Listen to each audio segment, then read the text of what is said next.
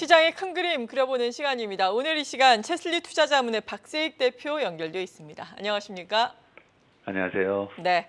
아무래도 어제 오늘 시장에서 가장 크게 주목을 받고 있는 것은 엔비디아의 실적 발표와 더불어서 또 오름세를 나타내고 있는 반도체주가 아닐까 싶습니다.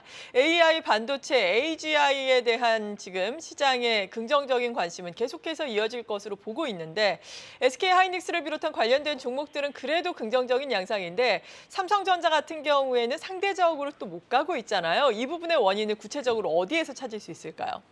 네. 삼성전자 같은 경우에는 1월 달에 거의 한 7% 가까이 하락을 한 이후에 하이닉스 같은 경우에는 이번 달에만 지금 20% 가까이 오르고 있는데요.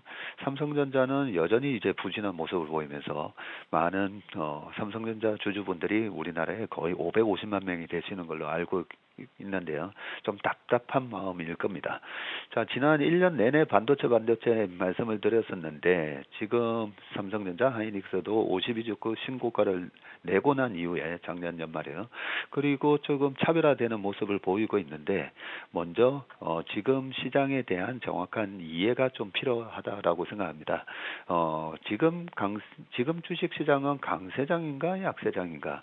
강세장이라면 또 어떤 강세장인가? 이런 숲을 먼저 보고 삼성전자에 대한 진단을 해보도록 하겠습니다. 자, 2022년도에 고금리 정책으로 인해서 글로벌 주식 시장이 급락하면서 약세장을 시현했었죠. 그리고 23년 3월 달에 미국 지방은행 사태에도 불구하고 비관 속에서 강세장은 탄생을 했었고요. 그러면서 23년 상반기에는 어떻게 보면 거의 대부분의 종목들이 안도 랠리가 있었다면 23년 하반기부터는 본격적인 실적 장세가 전개 중이다라고 보시면 됩니다. 저는 개인적으로 이 실적 장세가 내년 25년 하반기까지 이어질 것이라고 전망을 하고요. 자, 실적 장세가 전개되면서 주가의 차별화가 지금 이루어지고 있고요. 미국의 매그니피선트 세븐이라고 했던 그 종목들 중에서도 보면 지금 테슬라는 전 고점 420불 대비 반토막이 나와 있는 상황이기 때문에 우리나라 시장 도저히 못해 먹겠다라고 말씀하시는 분들도 많지만 작년 하반기부터 국내 시장에서 세계 시장에서 또 잘 실적을 좋게 내는 뭐 자동차라든지 이런 기업들 그리고 하이닉스 주가가 큰 폭으로 오르고 역사적 신고가를 냈었죠. 네, 그런 거를 보면 지금은 실적 장세다라고 보시면 되고요. 2020년 코로나 이후에 유동성 랠리가 있었고 21년도에 실적 장세가 있었을 때는 그때만 하더라도 테슬라가 주도주였었죠. 테슬라가 실적 성장을 바탕으로 강력한 주도주 역할을 했다가 그때 우리나라의 국내 2차 전지 밸류 체인도 큰 폭으로 올랐었다면 지금 현재 실적 장세에 주도주는 뭔가라고 보면 모두 다 아시다시피 현재 실적 장세의 대장주는 엔비디아라고 볼 수가 있습니다. 자, 그러면 엔비디아는 어떻게 실적 장세의 대장주가 됐을까라고 보면 이 AI 모멘텀이 우리가 생각지도 못했던 챗GPT라는 부분이 나오면서 엄청난 지금 패러다임의 변화를 생산성 혁신을 급격하게 개선시킬 수 있는 기술이 나왔다라고 볼 수가 있고요. 이 AI의 모멘텀에 불을 지핀 것은 마이크로소프트고요.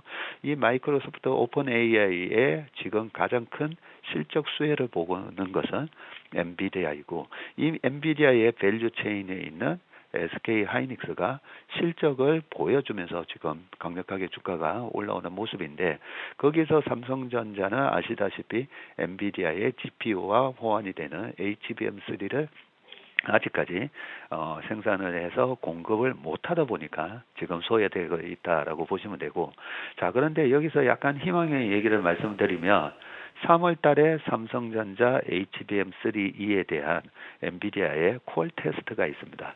자, 그러면 엔비디아의 이 콜 테스트를 통과할 건가 못할 건가는 저는 잘 모르겠지만 엔비디아의 어제 실적 발표 내용을 보면요. 우리의 GP 마진이나 영업이익률이 큰 폭으로 지금 개선되고는 있지만 HBM3의 쇼티지에 대한 얘기를 하면서 HBM 가격이 올라오는 것에 대한 부담을 얘기를 살짝 했었습니다. 그렇고 방금 이제 방송에서도 말씀하셨던 하이닉스의 HBM3는 다 지금 완판이 다 되어 있는 상황이죠. 그렇기 때문에 삼성전자가 어느 정도 이 콜 테스트에 대한 통과만 하면 삼성전자도 본격적으로 엔비디아의 HBM3의 차세대 제품이죠. 이 제품을 네. 공급하는 그런 모멘텀이 시작되지 않나 그렇게 생각을 합니다. 네, 일단 뭐 AI 반도체 시장은 계속해서 성장을 할 것으로 예상되고 있죠. 지금부터 6년 후인 2030년까지 AI 반도체 시장이 지금보다 6배, 20배 넘게 상승할 것이다. 이런 네. 전망 나오고 있으니까 참고를 해보시면 좋을 것 같습니다. 그리고 드디어 다음 주 월요일이면 기업 밸류업 프로그램이 윤곽을 드러내게 됩니다. 일본을 또 벤치마킹 했다라는 부분인데 일본의 니케이 지수가 어제 또 사상 최고치를 30여 년 만에 돌파하지 않았습니까? 네. 일본의 사례에서 보자면 밸류업 프로그램이 어느 정도나 또 지수 상승에 기여를 했을까요? 네. 1989년 12월 말에 일본의 니케이 225가 38,957포인트를 기록하고 34년 내내 이 최고치를 돌파를 못했었는데 드디어 이제 신고가가 나오는 모습인데요.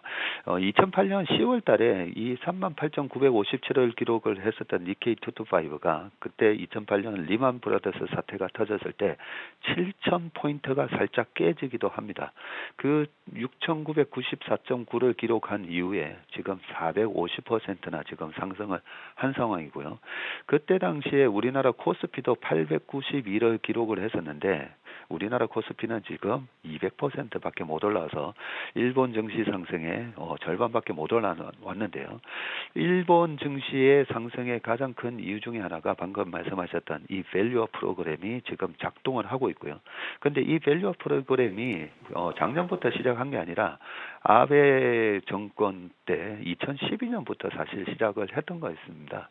그런 부분이 10년 동안에 꾸준히 작동을 하면서 니케이 225 지수를 지금 사상 최고가로 올려놨고요.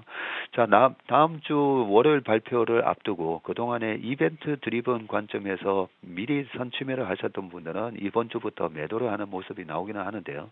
앞으로 우리나라의 이 밸류업 프로그램은 일본처럼 지속적으로 시장에 우리나라의 주식 가치를 상승시키는 역할을 할 건데요. 이 부분이 일본과 같은 제대로 된 성과를 내기 위해서는 이게 총선용으로 이번에 하고 끝나는 거 아니냐. 이런 우려에 대한 불식을 좀 시킬 필요가 있습니다. 그런 측면에서 정부의 지속적인 노력이 필요하고요. 벌써부터 기업들 중에서 보면 자사주를 매입해서 속아가겠다 이런 발표도 해 주시거든요. 기업들의 호응이 반드시 또 필요하고요. 그 다음에 세 번째로는 국내 기관 투자가의 적극적인 참여가 좀 필요합니다. 국민연금을 포함해서 국내 기관 투자가들이 이러한 밸류업 프로그램에 맞춰서 국민연금이나 기관 투자가들이 가지고 있는 보유하고 있는 종목들의 그 기업들에게 이 지배구조 개선에 대한 적극적인 개선에 대한 요구를 해주면 우리나라 주식시장도 일본처럼 사상 최고가를 내는 그런 성과가 나올 거라고 생각을 합니다.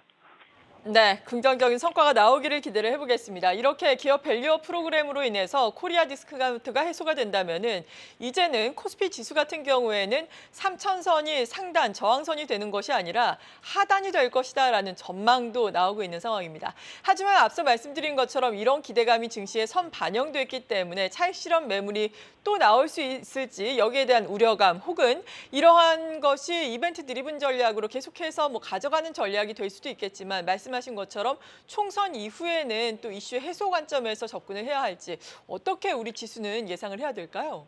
네, 우리나라 지금 실적 장세가 시작됐기 때문에 우리나라 코스피의 지수가 그동안의 실적 장세에서는 PBR 한 1.1에서 1.2까지는 올라가거든요.